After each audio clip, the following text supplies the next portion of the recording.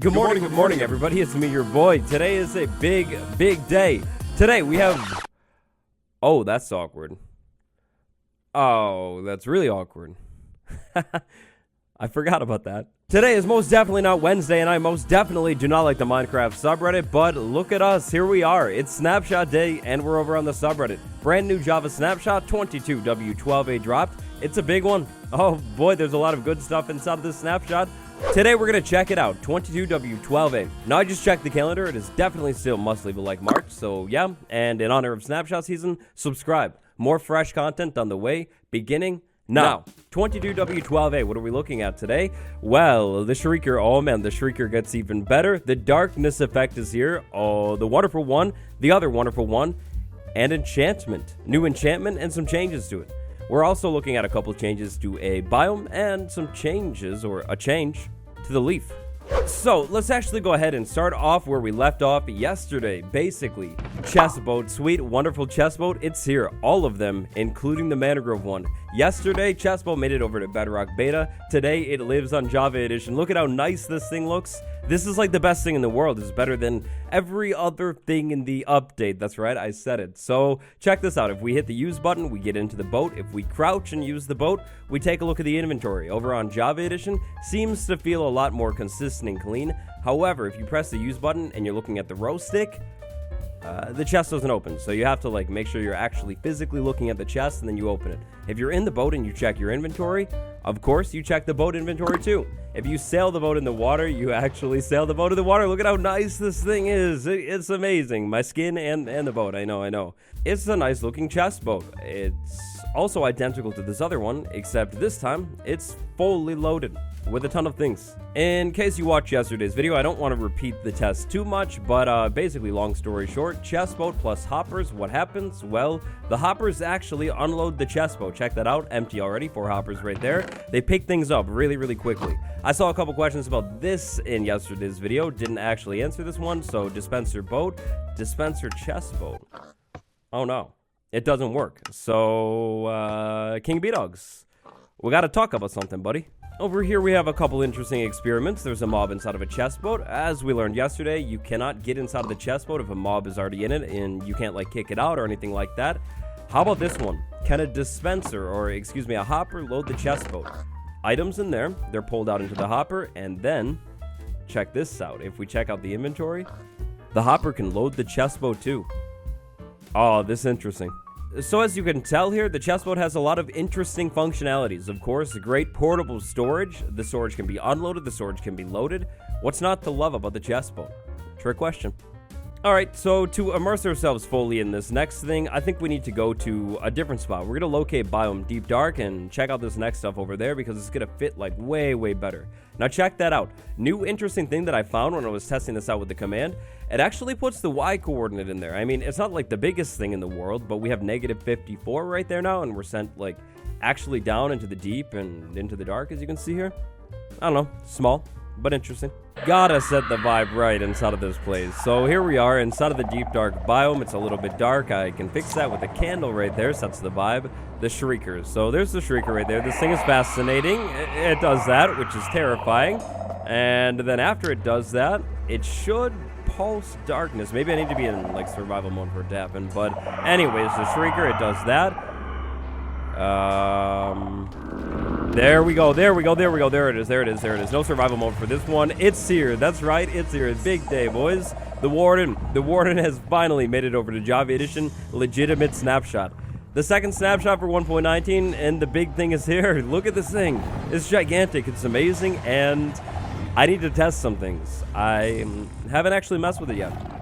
I mean, what can I say? I was too busy experimenting with chestboat. So check this out. In survival, I'm crazy. I dropped the Warden in. That's going to be really dangerous. Now, the thing that I'm unsure about is any Warden changes. Is this the same Warden that we saw in the test snapshot, or is it any different?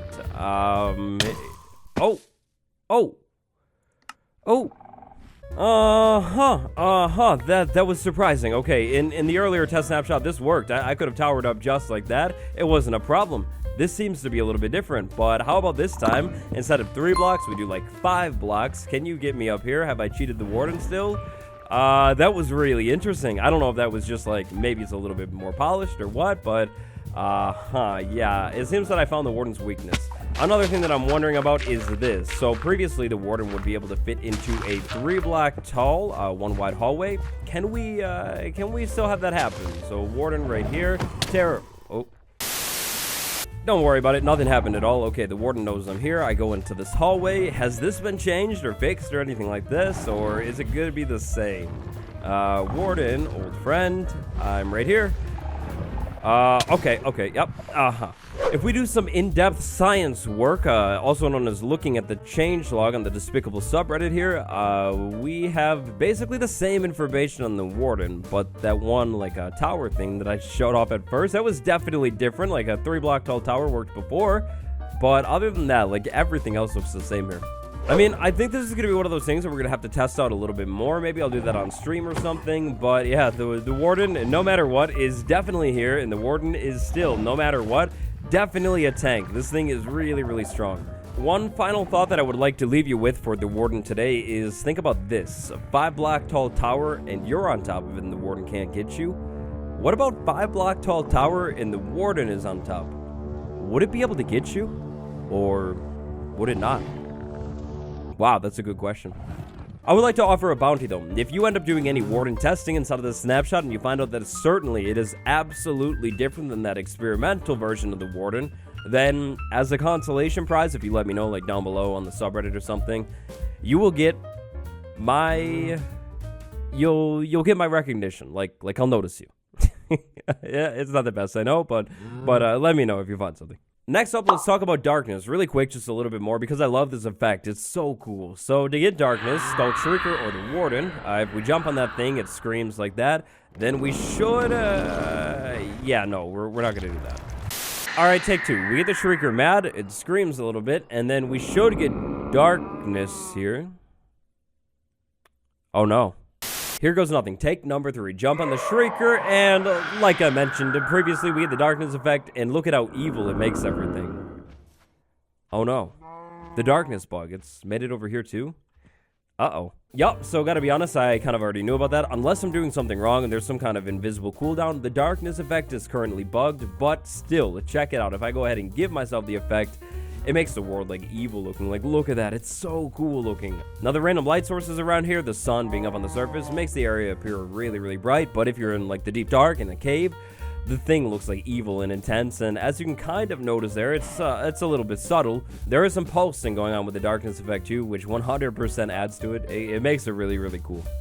I don't know if it's just me wanting like a horror vibe and like everything, but I would love if there was a way to actually like grant this effect, maybe from like a potion or just something, but a way to get this effect without the whole Warden thing. Because imagine having a haunted house, you walk into the building, you're splashed with the darkness effect, and then it's just creepy music disc starts playing, mobs all over the place. It'd be amazing. The final deep dark change that we need to talk about in this week's snapshot has to do with water inside of the deep dark biome. So the deep dark biome should generally be less flooded now, meaning like less water, like cave filled with water. Yeah, it's a pretty straightforward one, to be honest. Less water. Big change, big improvement to the Swift Sneak enchantment in this week's snapshot. So previously, Swift Sneak, it debuted inside that experimental snapshot. It was actually missing from the last snapshot. It's back inside of this snapshot. I love an update that adds an enchantment. 1.19 comes with 3, at least. So, yeah, there are going to be 3 levels of the Swift Sneak enchantment. Each level gets a little bit better. Now, what does this enchantment do? Well, check this out. On level 3, if I sneak and move, I sneak pretty quickly. Without the enchantment, I sneak and, pretty slow. Put it back on. First person, maybe. You see the difference right there. Like, we are so quick with Swift Sneak 3. Previously, in the test snapshot, Swift Sneak was a boot enchantment, but that's been changed. The boots are no more. It's a legging enchantment. The first unique legging enchantment in the entire game. It's really cool. It is definitely safe to say that compared to the helmet and the boot, the chestplate and the leggings are like highly neglected. Now, I've done a little bit of testing here. The changelog didn't say, but it's a safe assumption to say that Swift Sneak is still a treasure enchantment that you find inside of the ancient city. So I enchanted 9 leggings right there. I know not like the most in the grand scheme of things, but no Swift Sneak at all, just standard legging enchantments. Now, total legging enchantments, with the addition of Swift Sneak, we're looking at the protections right here. Then we're looking at Unbreaking 3, we're looking at Mending, we have the curses as well, and then we have Swift Sneak. So your best legging in the game is definitely going to have Unbreaking 3 and Mending. It's going to have Swift Sneak 3 as well, once we can get that, and then one of the protections, whichever one you prefer. So finally, today for Swift Sneak, a little bit of a comparison. So this is normal, just sneaking. You know, that's how it's always been. Same speed as always. Swift Sneak 1. A little bit faster. Swift Sneak 2. A little bit faster than that. And then, of course, again, the best one, Swift Sneak 3. That's pretty fast. This is going to help you sneak away from the Warden. It's going to help you sneak in general. Maybe bridge a little bit faster. It's wonderful. I really like this enchantment, especially now that it's on the leggings. So, the final big notable change in this week's snapshot is interesting. If you're a builder, maybe terraformer, anything like that, you might like this. Check this out right here. The leaves, all of the leaves in the game, including the new mangrove one, they're all waterloggable. Both of the acacia ones, as beautiful as wonderful. Still no acacia wood, but whatever. Not the point here. All of the leaves are waterloggable. This is interesting. I didn't see this coming at all, but I can't say I don't like it. Like, this is just like that root block from the last snapshot. You may be wondering about the properties of the leaf. Let's say we have a leaf floating right there and I put water inside of it. It stays inside of it, just like the root as well. This is fascinating. That is really, really interesting. So you could like put leaves floating around. I don't know, maybe this is like a niche build or something, but like leaves floating around, you waterlog the leaves and it's part of like the decoration or something like that. I don't know. Sounds pretty cool to me. And with the flowering leaves too, oh man, look at that. It's beautiful. It's wonderful.